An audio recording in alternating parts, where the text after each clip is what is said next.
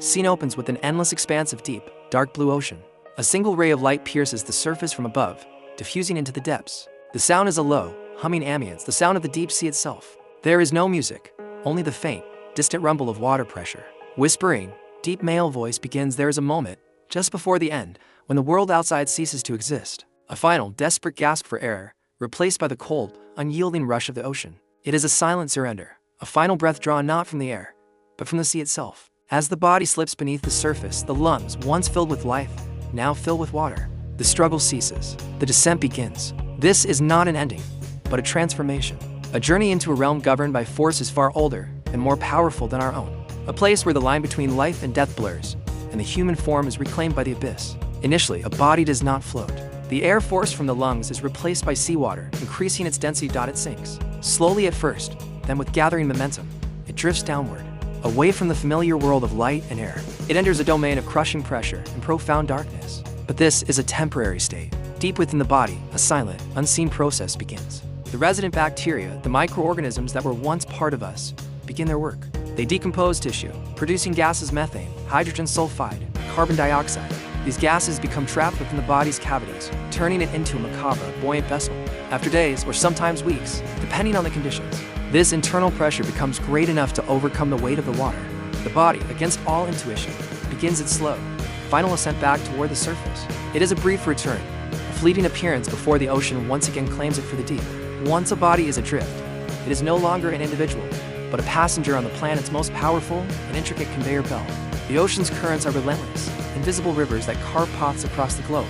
A body lost off the coast of Japan could, in theory, be carried by the Kuroshio current, then swept into the vast North Pacific gyre.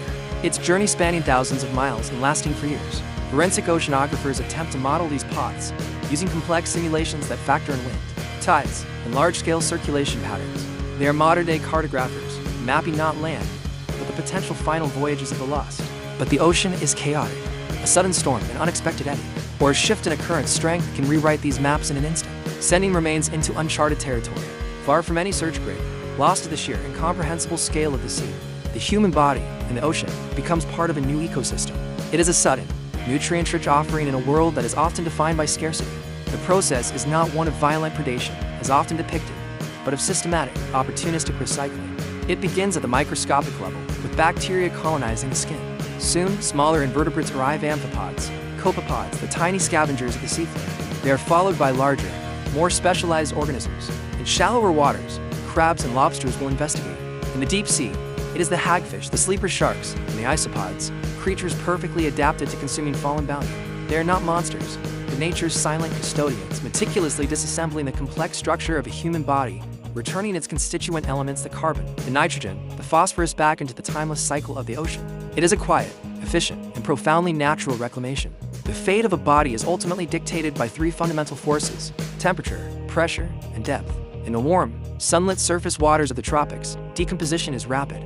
The higher temperatures accelerate bacterial activity, and the abundance of marine life ensures that a body is quickly consumed and scattered.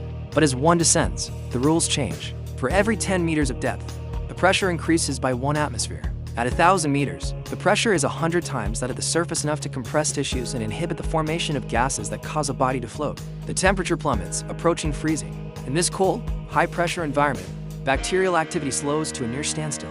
Instead of typical decomposition, a different process can occur: adipocere formation. The body's fats are saponified, converted into a waxy, soap-like substance that encases the remains, preserving them in a hauntingly stable state for years, decades, or even longer, a ghostly monument in the eternal dark. And yet, despite our science, despite our understanding of these processes, the majority are never found. The ocean is simply too vast, too deep, too complex. It covers over 70% of our planet, with an average depth of nearly 4 kilometers. A body can be carried by unpredictable undercurrents into deep-sea trenches, buried by submarine landslides, or simply decompose and be scattered so widely that no discernible trace remains. The search areas are often immense, measured in tens of thousands of square kilometers. We are searching for a whisper in a storm.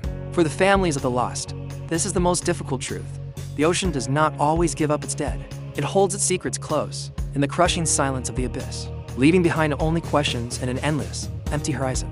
These scientific principles are not abstract. They are the grim reality faced in countless real-world forensic investigations. The search for Malaysia Airlines Flight 370 became a monumental exercise in forensic oceanography, as experts tried to reverse engineer the potential drift patterns of debris from a presumed crash site in the remote southern Indian Ocean. Each piece of wreckage found was a clue, its journey dictated by months of exposure to wind and waves. Investigators studying the tragedies of capsized migrant boats in the Mediterranean, or the disappearance of fishermen in the stormy North Atlantic face the same challenge. They used drift models and knowledge of local ecosystems to predict where remains might surface or wash ashore. But even with the most advanced technology, success is a matter of probability, not certainty.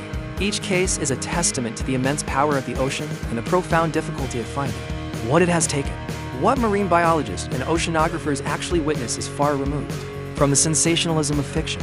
On remotely operated vehicle rove surveys of the deep sea floor, they sometimes encounter what they term large food falls, the carcasses of whales or large sharks. They observe the succession of life that colonizes these sites, from the initial arrival of scavengers to the long-term communities that subsist on the enriched sediment. Human remains are exceptionally rare sightings, but the principles are the same.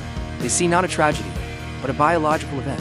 They document the species present, measure the rate of consumption, and study the chemical changes in the surrounding environment. It is a detached, scientific observation of a fundamental natural process, the return of organic matter to the base of the food web, a final, anonymous contribution to the life of the deep ocean. The environment is the ultimate arbiter of fate. In the warm, clear waters of the Caribbean, a body might be skeletonized within a week, its bones scattered across a coral reef by scavengers and currents. In the frigid, dark waters of the Arctic, the same body might be preserved by the cold for years. Adipose ear formation is far more likely, and the slower metabolic rates of local fauna in the process of consumption is stretched over a much longer period. Depth is another critical variable.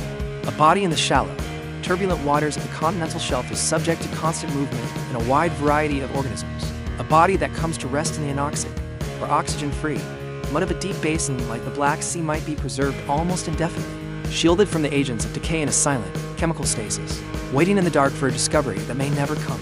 The sea is the final, unwritten chapter of countless stories. It is a place of immense power and profound mystery, an archive of secrets that it seldom reveals. To be lost in the ocean is to be absorbed into a system so vast and so ancient that it dwarfs human existence. It is to have your very elements given back to the water, to the currents, to the silent, waiting life in the dark. It is not an end, but a dissolution, a return to the beginning, a final, quiet merging with the immense, indifferent, and eternal abyss.